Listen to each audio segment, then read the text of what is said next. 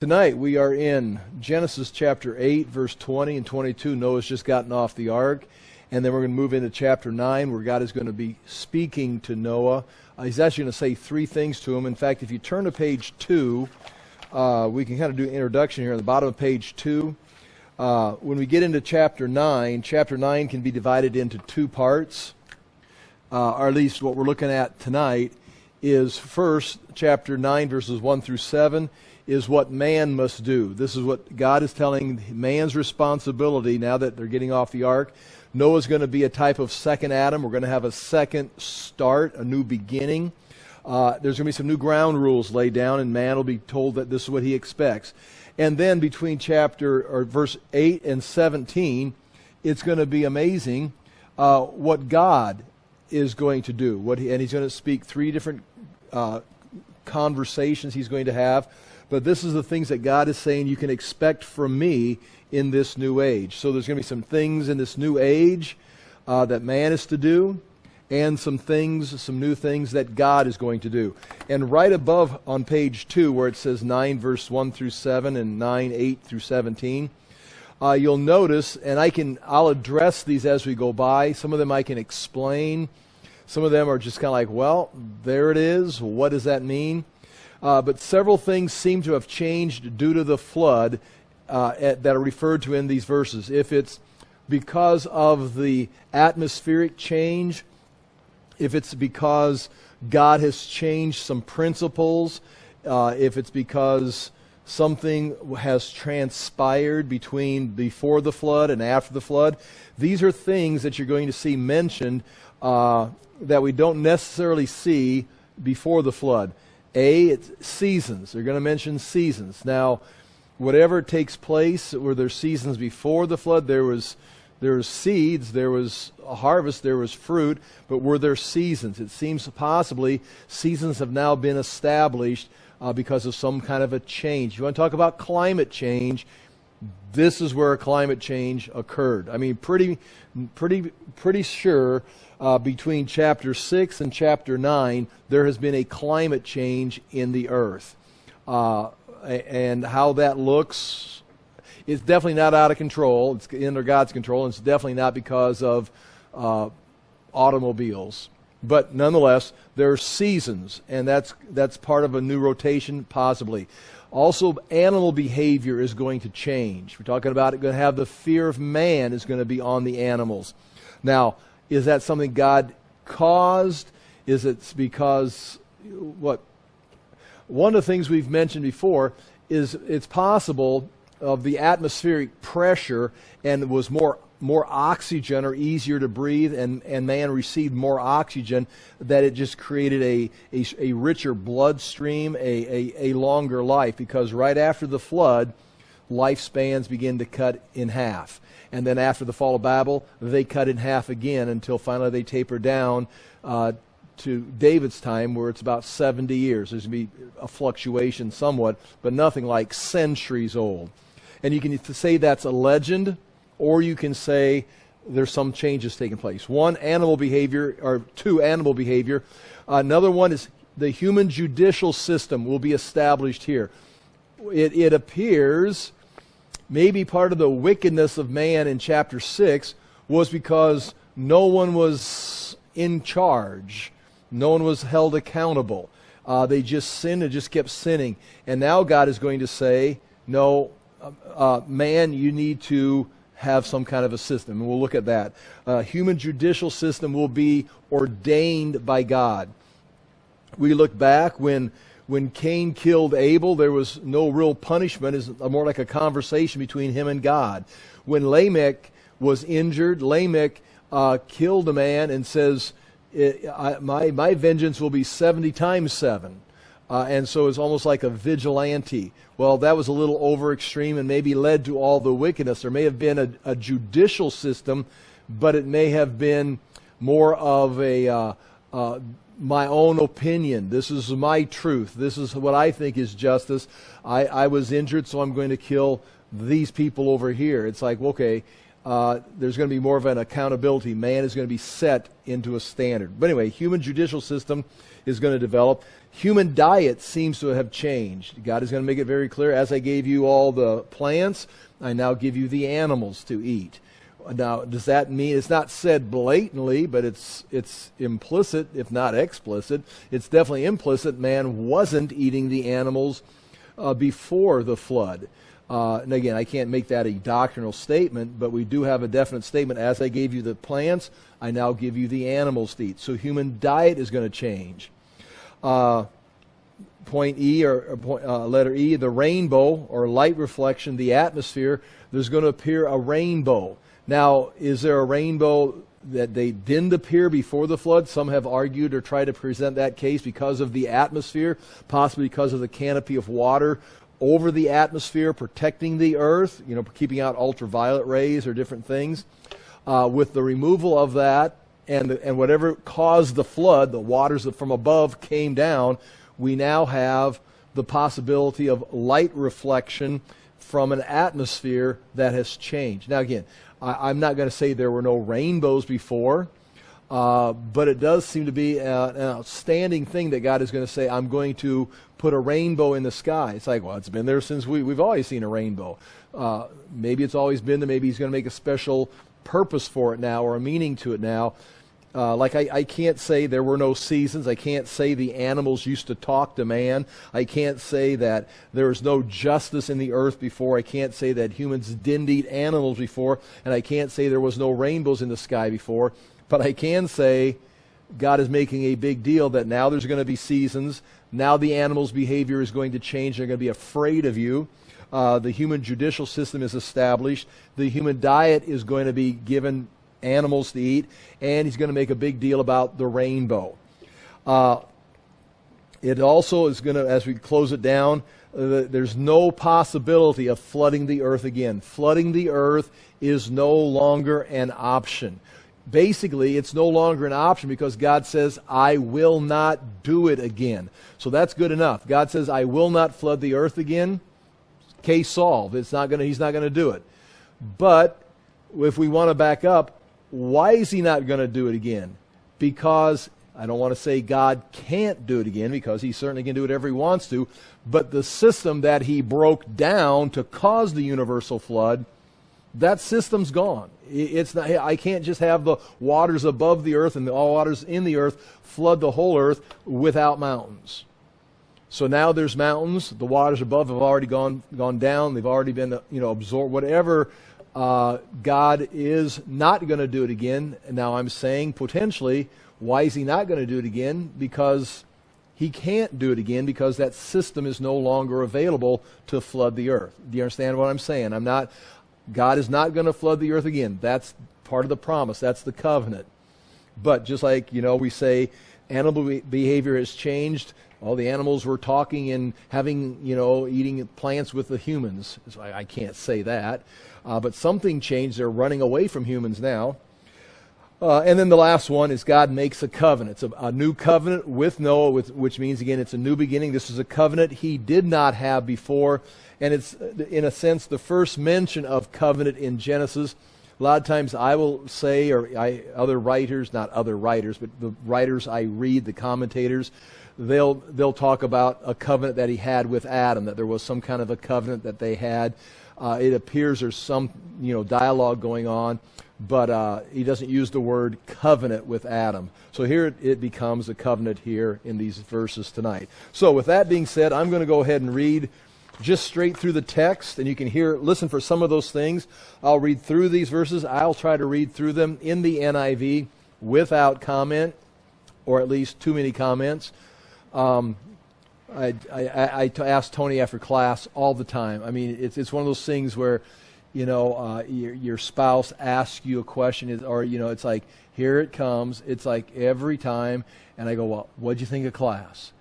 And she's not here, and I don't want to talk, bad about her. I'm not saying anything bad about her, but it's like it's just she knows that as we're putting the equipment away, or when we get in the car when she's not here tonight, we drive off, and I'll ask her, what'd you think of class? What'd you think of class?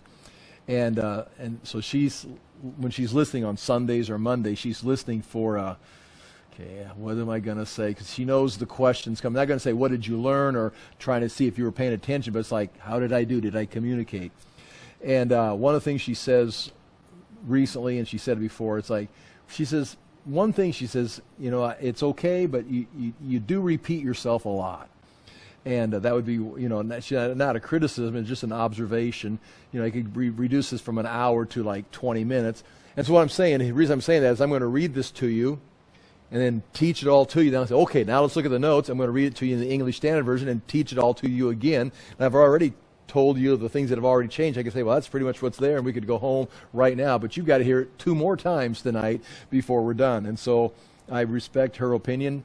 I do tend to repeat myself. So here it is. I'm going to repeat myself now for the second time. But this time I'm going to add the verses. Here we go. Chapter 8 of Genesis. Again, we've just gotten off the ark. We went through all the 40 days, the 110 days, the 370 days. And in verse 20, then Noah built an altar to the Lord, and taking some of all the clean animals and clean birds, he sacrificed burnt offerings on it. The Lord smelled the pleasing aroma, and that's an important phrase, pleasing, and said in his heart, never again will I curse the ground. Curse is a different word than the curse used earlier in Genesis. Never again will I curse the ground because of man, even though every inclination of his heart is evil from childhood. He still has a sin nature, but I'm not going to deal with it like that again. Not that he couldn't, but I'm promising you, I'm not going to do that again. And never again will I destroy all living creatures as I have done. Now again, this is not taken out of the fact that Jesus is going to come back in judgment at the second coming. And Peter even refers to it, that was first God destroyed it with a water, the next is going to be with fire. So again, this is by no means saying there's no judgment coming, because judgment is coming. It's just not going to be like this. Chapter 8, verse 22, as long as the earth endures, seed time and harvest, cold and heat, summer and winter, day and night will never cease. Now, we've had day and night from the very beginning. I mean, you can't argue with that. There's day and night in the beginning. But is there a room to say there wasn't cold and heat like we know today? For example, I just was talking to someone that had just come back from vacation down near the equator. I can't think of where they were at. I never get out of Iowa. But they were down somewhere by the equator, and we asked them about, well, what's the climate like? It's like, well, it never really varies. It's so consistent because it's always the same. So in that case, there's no, what we have like in Iowa, we have 4 definite seasons. So on the equator, for example, there's no change. There's no seasons. And speaking without experience. Could that have been the way it was in the original earth with that perfect canopy of water? If there was a canopy of water, was there more of a, and even they go back and they look at the fossil records, it appears that things were very tropical. Plants were larger, animals were larger. Again, that's looking at the fossil record. So was it more conducive for, and because of what took place, is this an addition? Obviously, day and night are not an addition, but are these other things an addition? I can't say that, but it's interesting that God brings this up. Why is he saying these things are going to be consistent? Well, one, he just got done rocking the earth and changed, and there was no consistency. I mean, they went through a whole year, and I'm not sure if they had winter and summer and planting and harvest during the last year. They certainly weren't planting anything. Is he just reestablishing it? Now, see, I'm teaching. I'm going to come back and say all this again. Chapter 9, verse 1. Then God, now here again, these are the first 1 through 7. This is Noah's expectation. Then God blessed Noah and his sons, saying to them, be fruitful and increase in number and fill the earth. The fear and dread of you will fall upon all the beasts of the earth and all the birds of the air, upon every creature that moves along the ground, and upon all the fish of the sea. Which seems to indicate it's like, before that, it was like a Disney movie. The animals just walking and talking. Okay. They are given into your hands. Everything that lives and moves will be food for you. Just as I gave you the green plants, I now give you everything. Sure sounds like a change. But you must not eat meat. Now here's a regulation. You must not eat meat with its lifeblood still in it. And for your lifeblood, I will surely demand an accounting. Meaning if a man gets killed or eaten, that he's not promoting that. But if a man's blood is shed, I will surely demand an accounting. I will demand an accounting from every animal. See, now, is this new? Animals could possibly kill a man. Did that happen before? I don't know. But he's going to say, now if an animal kills a man, I will demand an accounting from that animal for killing a man. And from each man, too. Even if a man kills an animal, or a man kills a man, I'll demand an accounting. I'll demand an accounting for the life of his fellow man. And verse 6 puts it in a form. Whoever sheds the blood of man, by man shall his blood be shed. Who's going to hold this accountability? Well, mankind is going to have to, so we don't go back to Genesis 6 where there's chaos, total evil in the earth. Guys like Lamech, I'll kill, 70 times my vengeance I'll unleash if someone hurts me. But now it's like that vengeance is not going to be personal. It's going to be some kind of apparently judicial system that man is going to have to establish. Man is going to be, again, I don't want to spend too much time on it, but man is going to be held accountable. And would it not be interesting if man says, I don't want to be that accountable. We're not going to let men be punished for killing someone. We're going to just overlook it. God's making a command. One of the expectations is, if man sheds man's blood, by man will his blood be shed. Now, if you're following God, you don't have a choice. Your only option is to figure out a judicial system to make sure it's fair and judicial and just. But you can't say, yeah, I know he killed him, but, well, we'll just let it go. Even an animal kills a man. We got to find the animal and take care of it. Well, whoever sheds the blood of man, by man shall his blood be shed. Why? Why is this important to God? Because, for in the image of God has God made man. In other words, God is saying, I take it as a personal attack, a personal insult, an affront. If you kill a man, that's my image. That is what I made to represent myself, and you're killing him. You can't get away with that. It's not just you killed a man, you killed someone that's made in the image of God. Wow. I'll say this. Tony was telling me about a video she saw of what do you call those ultrasounds of the pregnant lady, and they used to be just this beep beep beep, kind of like a space thing in the 60s, and now they're like almost like a video. I haven't really seen them, but she was telling me, she says you can see the face of the baby in the womb. And she was, in this particular case, whenever the father would come in the room and talk, the baby would smile. And then when he would stop, they would stop smiling. And then when the voice came back, they would smile at the sound of their father's voice in the womb. That's not in the text of Scripture, but it is stunning when you read, for in the image of God has God made man, and then is there life in the womb?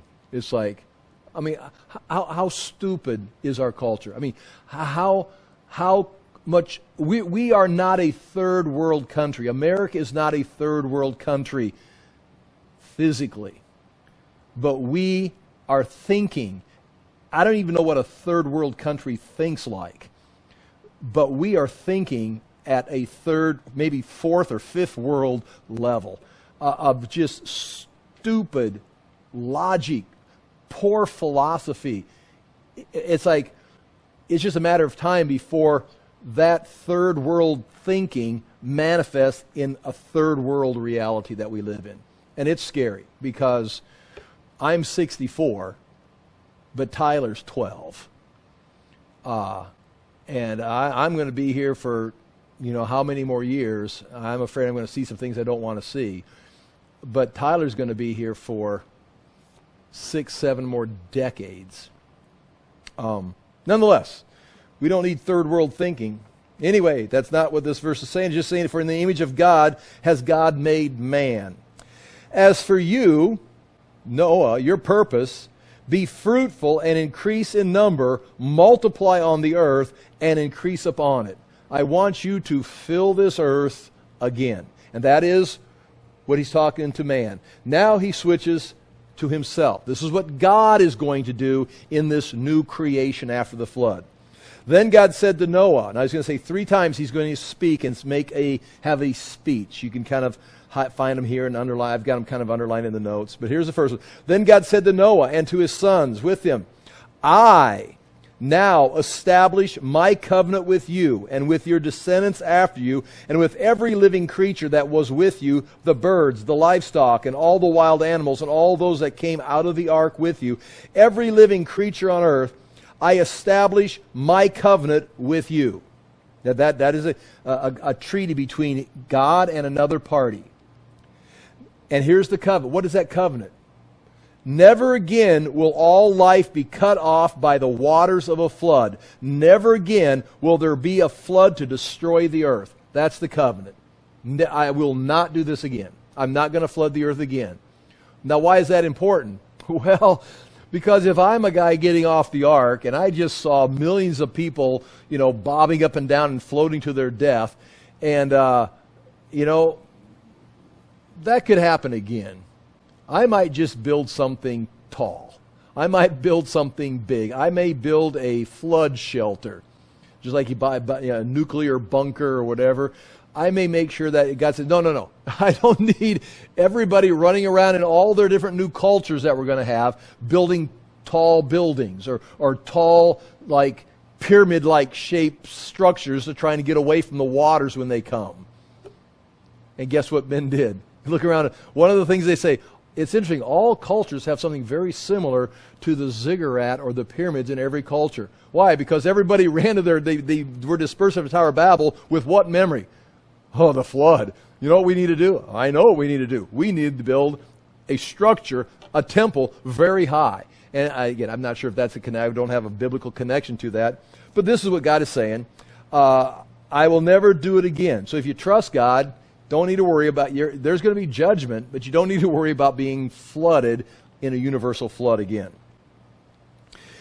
Verse 12, and God says, this is the sign of the covenant. Now, he just told you the covenant. Now he says, this is the sign of the covenant. I am making between me and you and every living creature with you a covenant for all generations to come. I mean, it's endless. I have set my rainbow in the clouds. We'll look at that word when we get to it. Rainbow, it's the word bow. It's the same word for the word bow that's used for hunting or military. He is hanging his military bow in the sky. And that means, it doesn't mean rainbow, like, it means bow. And again, we interpret that because God didn't hang like a physical bow somewhere. It's like, well, that's the rainbow. I have set my rainbow in the clouds, and it will be the sign of the covenant between me and the earth. Now watch. Whenever I bring clouds over the earth, and the rainbow appears in the clouds, guess what? Then you can remember that I'm not going to flood the earth again. No, that's not what it says. Whenever I bring clouds over the earth, again, I'm teaching. Clouds could be referring to, just clouds, storms coming in, or it could refer to a theophany, where the clouds of God's presence roll in. Or more likely, there's going to be storms that can be part of God's anger, God's judgment, because there will be storms in life. But whenever a cloud, a storm blows in, it will be a sign of the covenant between me and the earth. Whenever I bring clouds over the earth and the rainbow appears in the clouds, I will remember my covenant between me and you and all living creatures of every kind. I'm starting to roll in with some kind of judgment. It's like, whoa, there's that rainbow. Yep. I will remember, it'll be brought to my mind, I will not cross any further than that. I will not wipe out all mankind. I mean, you understand, if we get a perspective of what sin is and how wretched humanity is, and we could do that individually, how God's wrath is being poured out, but he says, I'm making a covenant with you to keep me in check. Not that God's out of control, but I'm going to draw a line right here. I will become angry. I want to pour out my wrath. But whoa. Wait. I promise I will not cross this line again. And when I come out in judgment, when the clouds roll in, I'll remember I'm not going any further. Just beware. But that doesn't mean judgment isn't going to come. You can read throughout the Old Testament, Old Testament, but it's never a universal judgment. And interesting, the rainbow is put in the sky. We can see it, but it's put in the sky for whose purpose? God is saying it's for him. I will remember my covenant between me and you and all the living creatures of every kind. Never again will the waters become a flood to destroy all life. He's not saying it won't flood. He's saying it won't flood to destroy all life. That means animals, people. Whenever the rainbow appears in the clouds, look, I will see it. He doesn't say you will see it. He says, I will see it and remember. He says it a second time. The everlasting covenant between God and all living creatures of every kind on earth. So God said to Noah, this is the sign of the covenant I have established between me and all of life on the earth. I promise this will never happen again. I'm putting my bow in the sky, so when I roll in judgment, I'll see that bow and I'll remember this is all the further I'm going to go. And then I'll back off. And that's the end of the story of Noah. What we have now is now the sons of Noah, beginning in verse 18. Now we move on into the next generations and the genealogies. But that is what we're looking at right there in those verses. So, with that being said, that's the second time through tonight's notes. Now we're going to look at the actual notes and see the verses in the English Standard. These are now in the English Standard with the Hebrew beside it. Again, Noah's just gotten off the ark. Then Noah built an altar to the Lord and took some of every clean animal and some of every clean bird and offered burnt offerings on the altar. So he gets off the ark. The first thing he does as they get off is he builds an altar to the Lord. The altar to the Lord is probably for thanksgiving. Thank you for preserving us. And probably is for atonement of reestablishing a relationship with God. And their offering, it's going to be whole burnt offerings. Whole animals are going to be burnt on this altar. And again, every clean animal, if you remember when they're putting animals on the ark, some were called clean animals. Instead of putting 2, they put 7. 7 pairs went on, so there would be extra animals for this sacrifice. It's going to include clean animals and clean birds are going to be offered as a burnt offering. Interesting, animals have been sacrificed from the beginning when Adam had clothes made out of the skin of animals for himself by God. That would be some kind of an animal died. Was it a sacrifice? It could have been. But all the way through, animals have been sacrificed, but they've never been potentially eaten. Now they're going to be eaten also. And the Lord smelled the pleasing aroma. I've got in the box in the Hebrew there the word pleasing. If you look there in the Hebrew transliteration or the Hebrew text, the word pleasing can also be soothing, a soothing aroma. God smelt a soothing aroma, and that word is nikhoah, which is a word that comes from and is similar to or from the same root as the word Noah. Remember, Noah will comfort us in the labor of our toil. Here now the word is same root word Noah. It means pleasing, and the word speaks, could be translated soothing, and it speaks of rest and tranquility. So God, now watch how this works. God, he just flooded the earth. He was upset with the evil. And now Noah gets off, first thing he gets off the ark, he offers a sacrifice, and God is now soothed. God is now resting. God is now at peace because of the pleasing, it's translated English Standard, pleasing aroma of the sacrifices, which is just interesting. He's pleased. He's pleased with Noah's thankfulness. He's pleased with the atonement, but he's also pleased with his creation and the chance to, let's try this again. He's not given up. That's the good news. From the beginning, when he says the seed of the woman is going to crush the serpent's head, that's for man's benefit, but that's also God's plan to destroy evil. And so when man, who is the instrument that God is going to use to destroy evil, rebels against God and joins evil, it's frustrating. The seed of the woman is going to crush the serpent's head. The seed of the woman is going to destroy evil. Ultimately, it's going to destroy death. See, Jesus will destroy death. But on the way of getting to the Messiah, the seed of the woman that's going to do this, God has to endure mankind getting through all these phases, that however he's working the plan of salvation, and he sees this offering, he smells the aroma, it's pleasing, it's soothing, it's comforting to him, knowing, okay, now we're going to try again. Noah's on the right page, here we go, and he's ready to re-engage it. Smelt the pleasing aroma, the Lord said in his heart, now, it's going to turn into a covenant later on in chapter 9, but right now in chapter 8, verse 21, he says, I will never again curse the ground. And that word curse is not, like I said, not the same word back in Genesis 3:17, where because of Adam's sin, cursed is the ground. It's going to produce thistles and weeds.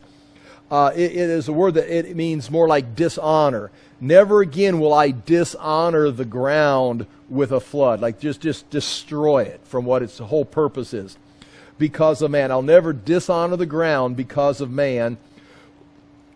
For the intention of man's heart is evil from his youth. Man's nature hasn't changed. So he sees Noah get off the ark. He's thankful, offering of atonement. God is pleased with this new opportunity. The aroma is soothing to him. But he says, I know things have not changed. Every just like it was before the flood in Genesis chapter 6, every inclination of their heart was evil all the time. He says, I know I'm still dealing with humanity who's got this evil tendency, but it's through them I'm going to bring about the Messiah that's going to crush the serpent's head and deliver man from that evil nature. Neither will I again strike down every living creature as I have done. Okay, now a couple things in the notes there. I find it interesting right here. I pointed out before, the flood tablet right here comes from the Gilgamesh tablet, the Gilgamesh account, the Epic of Gilgamesh. He's a king listed deep into the Sumerian king list, so he appears to be a legitimate king, Gilgamesh. But there's legends written about him and what he goes through. And he goes off and visits this Noah character. We'll talk about it here in a moment. In fact, I'm going to mention it right here. In the Gilgamesh Epic, it records the flood. In fact, this tablet right here is from the Gilgamesh Epic in cuneiform writing, recording the flood that came. Also, the king's tablet, Sumerian king list, it also listens the kings before the flood and the kings after the flood, mentioning the flood came and wiped everything out. And then after the flood, kingship was reestablished by God from heaven. So the flood is mentioned here and here. In this Gilgamesh tablet right here, just interesting, just a connection. This is just part of Mesopotamian culture. The Gilgamesh Epic remembers the gods when the Noah got off the ark, and his name is right there, Utnapishtim. And you can see it's Utnapishtim. Utnapishtim is his name here. And eventually Gilgamesh is going to travel a great distance, cross seas, go through the big thick forest, and find this Utnapishtim, because he's attained eternal life from the gods. And he's going to ask him how he can attain eternal life. That's part of the Gilgamesh tablet. In other words, Gilgamesh is going to travel to meet this ancient man who is from the days before the flood, which we would call Noah. Nonetheless, in this account, the Gilgamesh tablet, when Unapushtim got off the ark, which is the Noah character. The gods are said to have gathered around the sacrifice that he offered when he got off the boat. They gathered around like flies because they were dependent on mankind to provide for them food for the gods. So what happens is the gods got mad in the story of the Gilgamesh epic. The gods got mad because man was so noisy, disturbing the gods. So they said, let's just kill them all. And they said, yeah, that's a great idea. But one god goes, oh no, and went down and told Unapushtim, or another individual in another account, another legend has a different name. And then he built a boat, saved the animals. But while man was gone, there were no sacrifices. So the gods were like, hey, we forgot. Who's going to feed us? Who's going to give us offerings? Because the gods' survival was based on eating the food sacrificed on an idol or on an altar. Notice it's similar to the biblical account, but God is so far above and beyond these gods. But you can see how mankind is trying to dumb down God and put him in their understanding and have multiple of them. Nonetheless, they gathered around like flies. It says it repeatedly. They gathered around like flies because they loved the smell and were eager to eat the food. Turn the page. I've got a little box there about the Epic of Gilgamesh right there. I'll say it one more time. The Epic of Gilgamesh is ultimately contained in 12 large tablets. The original was found in, not the original, but this one was written in 650 BC. But they are obviously not the original because they found fragments of this flood story in the Epic of Gilgamesh going way back to 2000 BC. They assume that these writings go back as far as 3300 BC, which would put them right up in here. You see this right in here? That puts us right around our dating right here, that this story is that ancient. That's secular science, secular linguists saying it goes back to the dates that we've got here for the flood account. And it's been copied and copied and copied. And finally, what they found here, and they found older ones also, is a one from 650 BC.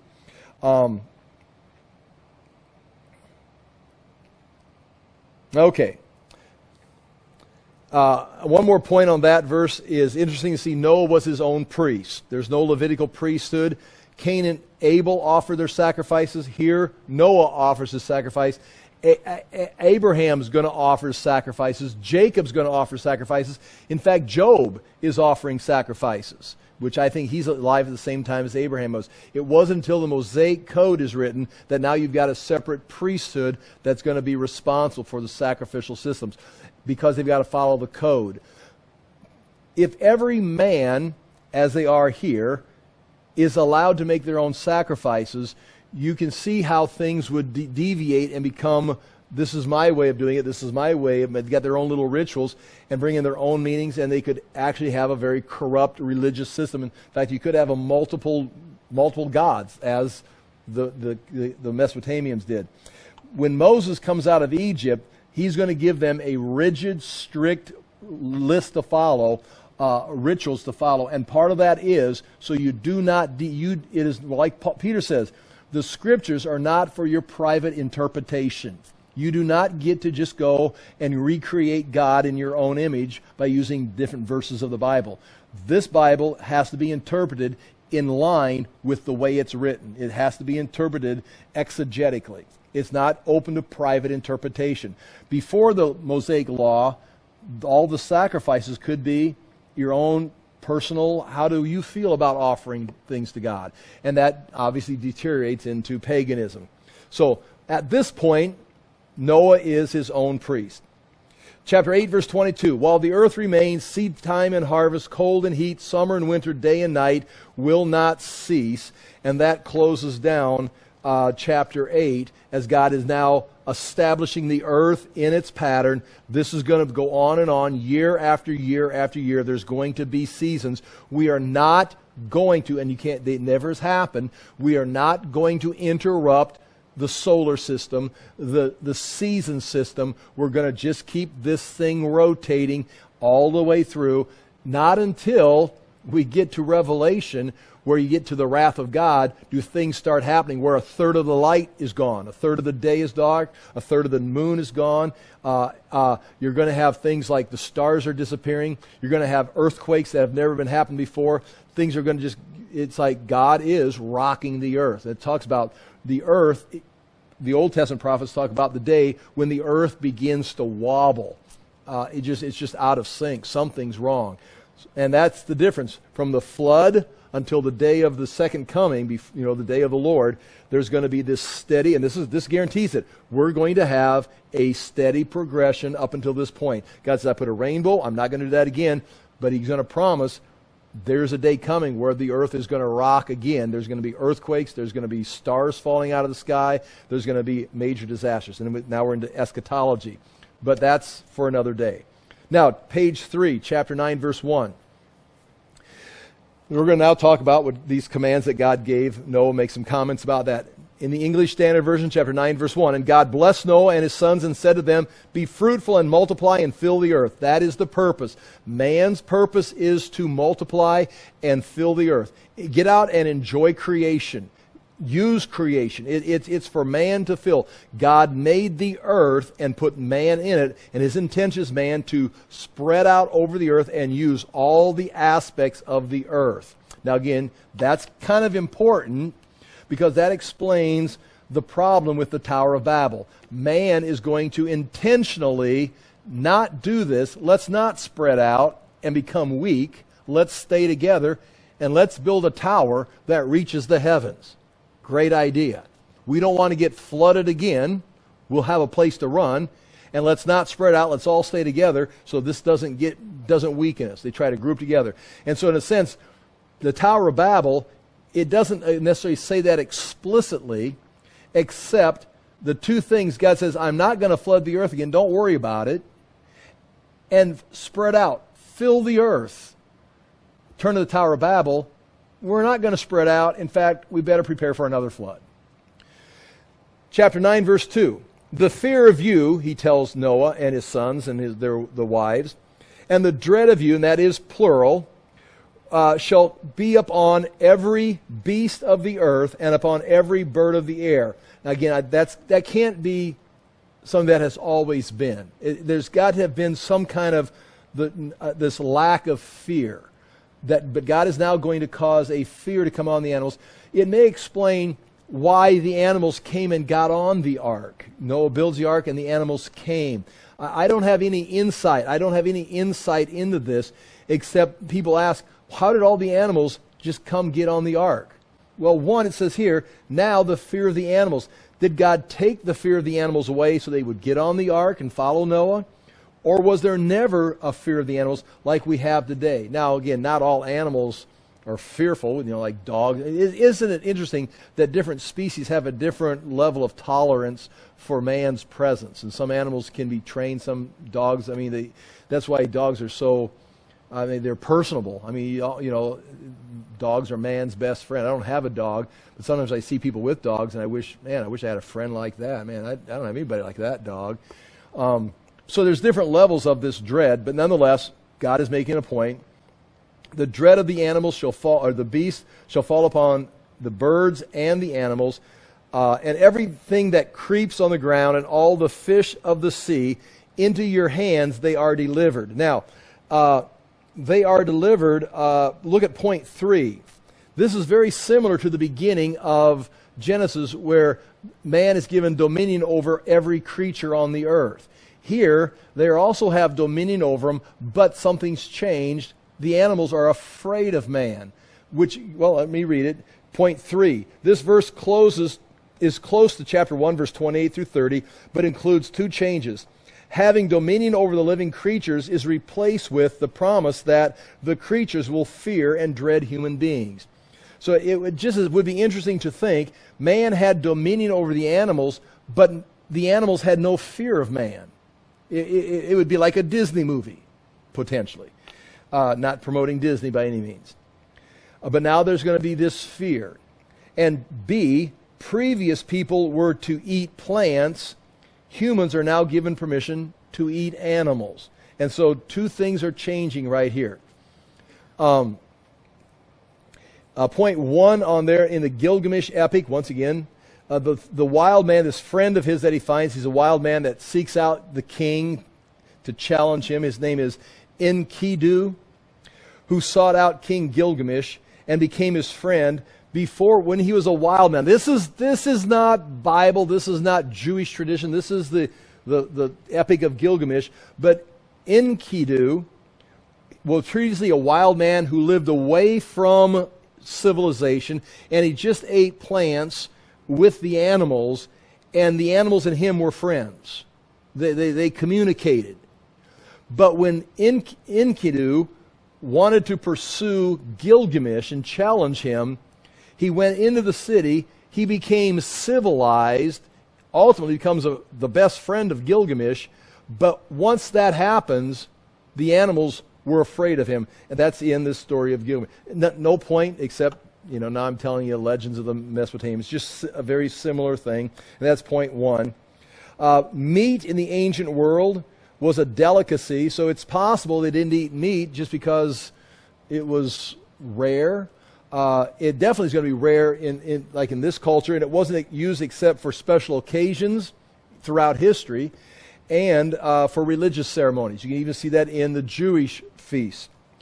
Chapter 9, verse 3. Every moving thing that lives shall be food for you, and as I gave you the green plants, I give you everything. And we've mentioned that before. Now they're going to begin eating animals.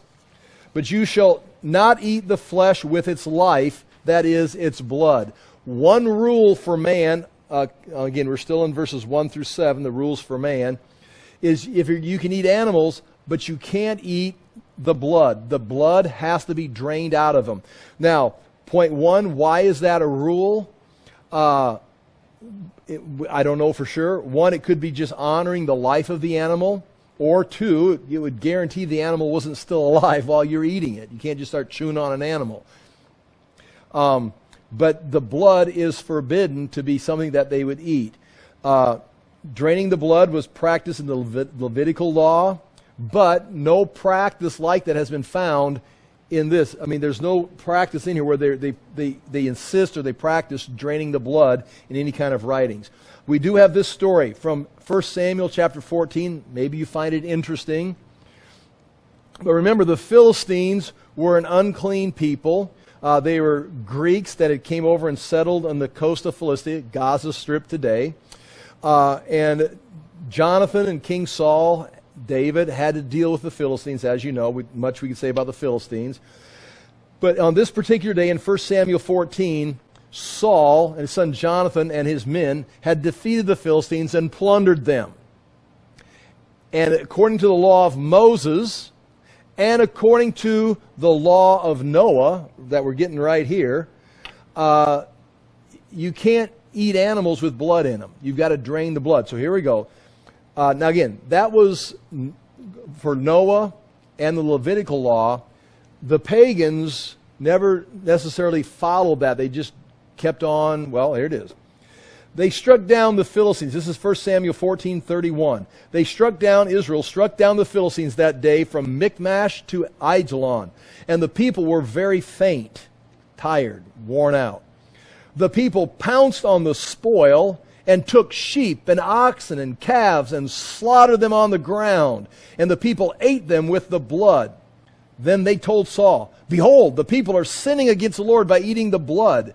And he says, "You have dealt treacherously. Roll a great stone to me here." So he's got a big stone, rolled a big stone up there by him.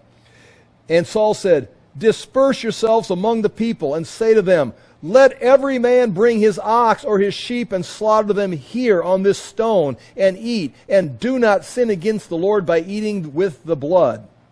So every one of the people brought his ox with him that night, and they slaughtered them there. And Saul built an altar to the Lord, and it was the first altar that he had built to the Lord. So right there's an example of when they plundered the Gentiles. I mean, every man brought his ox. It looks like they're eating everything. I mean, it's like, talk about a barbecue. They got all these sheep and all these oxen, and they're bringing up, and they're finally started slaughtering correctly, and they ate all night long. What a party. But nonetheless, that's dealing with the blood. It was wrong to eat the blood. But yet, they weren't even thinking about it. They just were acting like the Philistines acting like pagans. Chapter 9, verse 5.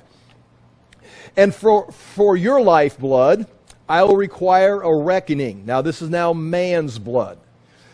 For every beast I will require it, and from man. From his fellow man I will require a reckoning for the life of man.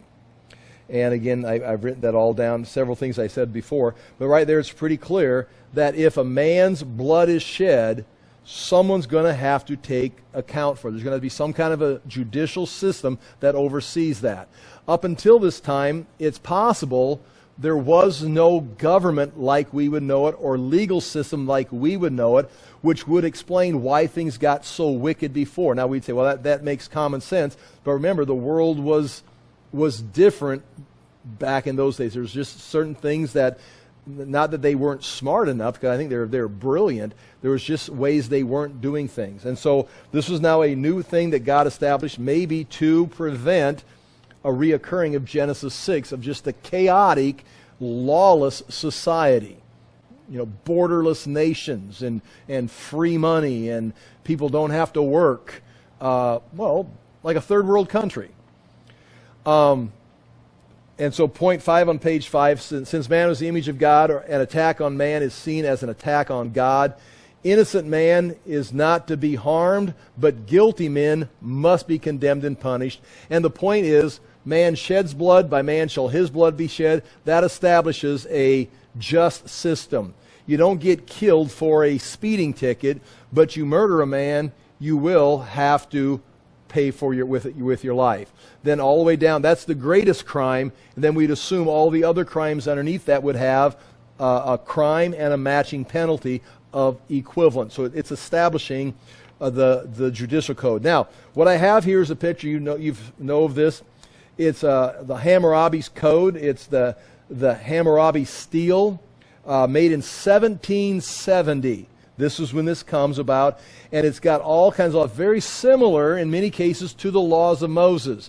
It's got things like, well, you know, the crimes. It lists the crime and the penalty that you'd have to pay for the crime. It's a very advanced legal system that Hammurabi, who is a king mentioned on the Sumerian king list, he's listed here, that he would have. This would be the judicial system that he's going out of his way to establish it. The image is right there. That you see the picture of a man on the throne and another man standing in front. That is not Hammurabi on the throne. Hammurabi is the man receiving the law, the code from the God sitting on the throne. So again, he is claiming to have received this from deity, that this is the way we're going to run our country here in Samaria. So then again, and then of course, to make myself look cool, I've got a picture of myself there with that. All right. But that may be, this law, this concept would have then affected all these cultures as they begin establishing laws. Chapter 9, verse 7, and you will be fruitful and multiply, increase greatly on the earth and multiply in it. Once again, you is plural, and that's God's purpose, man multiply. Then God said to Noah and to his sons with him, behold, I establish my covenant. Now we get into the covenant that God's going to have. He's going to speak 3 times here. And basically what is going to be said right here, I'm making a covenant. I'm making a promise. I'm binding myself, and just like he bound himself to Abraham, like the Jews can rebel all they want to. They can kill the Messiah. They can desecrate the temple. They can have King Manasseh. They can put Jezebel there with Ahab. But God has made a covenant with Abraham. They will be my people. I will punish them, but I will never get rid of them. So the Jews have a covenant with Yahweh that he's going to be there. Not based on them, but based on his promise. David will have a man on the throne based on God's promise to David. Not because David and all of his descendants are great, but because God says, David, I'm going to make sure your son sits on the throne forever, will judge Israel, will judge the world. I make that covenant. Well, what do I have to do it? Nothing. I bind myself to this covenant. He bound himself to the land covenant. He bound himself to the Abrahamic covenant. And he binds himself now to the Noahic covenant. I will. What does Noah have to do? This is not about Noah. This is God saying, I'm going to make a covenant with you. This is what we'd call an unconditional covenant. The Mosaic covenant, as you know, is this is interesting. You should listen to this. This will help you someday. The Abrahamic covenant is unconditional. God made a covenant with Abraham. He's going to make sure there's a people. The Palestinian covenant, or the land covenant, that God will give the land to Israel, is going to be Israel's land forever.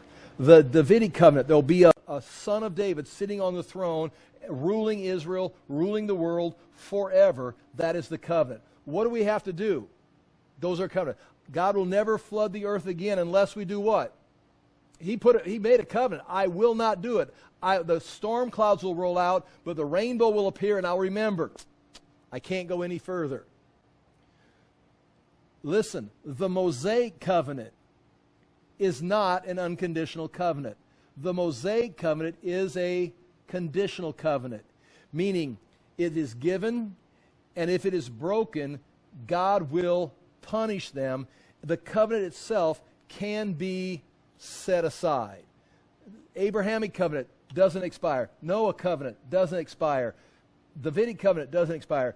The Mosaic covenant, that is a conditional covenant, that it is not based, that God is not going to say, I'm going to do this forever. At some point, it can end. In fact, when Jesus fulfilled it, when Jesus met all the requirements of it, in other words, the covenant was pointing towards Jesus, and once Jesus came, the purpose of the covenant was to point to Jesus, and once he's here, it's like, we don't need that anymore. Yeah, but it was a temporary covenant. It came and it doesn't change anything, which again explains, like we were talking about the other night, reading the Old Testament is pointing to Jesus, and if you can read the Old Testament and not find Jesus, and you're still obeying the Old Covenant, you've missed the whole purpose of it. You're in disobedience. You're still, in a sense, finding your own personal interpretation of the Scriptures. Let's hurry. Chapter 9, verse 8, Then God said to Noah and to his sons, Behold, I establish my covenant with you and with your offspring after you. 9:10.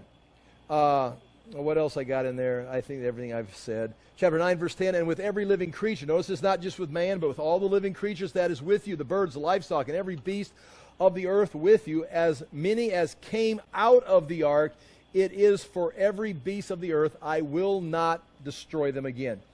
And he says in verse 11, I establish my covenant with you, that never again shall all flesh be cut off by the waters of the flood, and never again shall there be a flood to destroy the earth. Chapter 9, verse 12, And God said, here's the second time, this is the sign of the covenant. And I've got sign underlined. I can show you in fact, you can find it right there, ought. You can see it in the Hebrew right there. It's kind of right in the middle there. O-W-T is how it's transliterated. This is the ought of the covenant, and covenant is also it's a berit, the ought of the berit, that I make between me and you and every living creature that is with you for all future generations. You can tell it's unconditional, because what are the living creatures supposed to do to help keep the covenant? They just got to be a living creature. God is making this covenant for himself. I have set my bow in the cloud, and it shall be a sign of the covenant between me and the earth. Now, where it says bow, I've got that in a square box in the Hebrew text, and I've got it underlined. It is the word quesheth, and it means bow. It doesn't mean rainbow. It means bow. And it is used, it's the same word used in hunting and battle verses. It is the bow. I have hung my bow in the heavens, and we understand that to be the rainbow.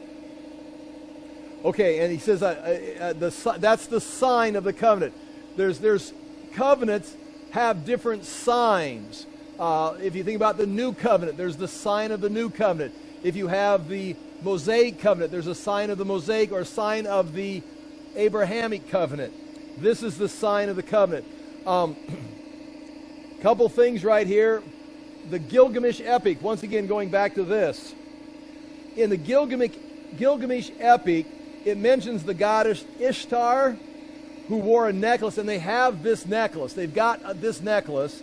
It was made out of lapaz lazuli. That's a blue stone. And in the epic, she wore that, the goddess wore that necklace to remember the oath she had took to never forget the days of the flood.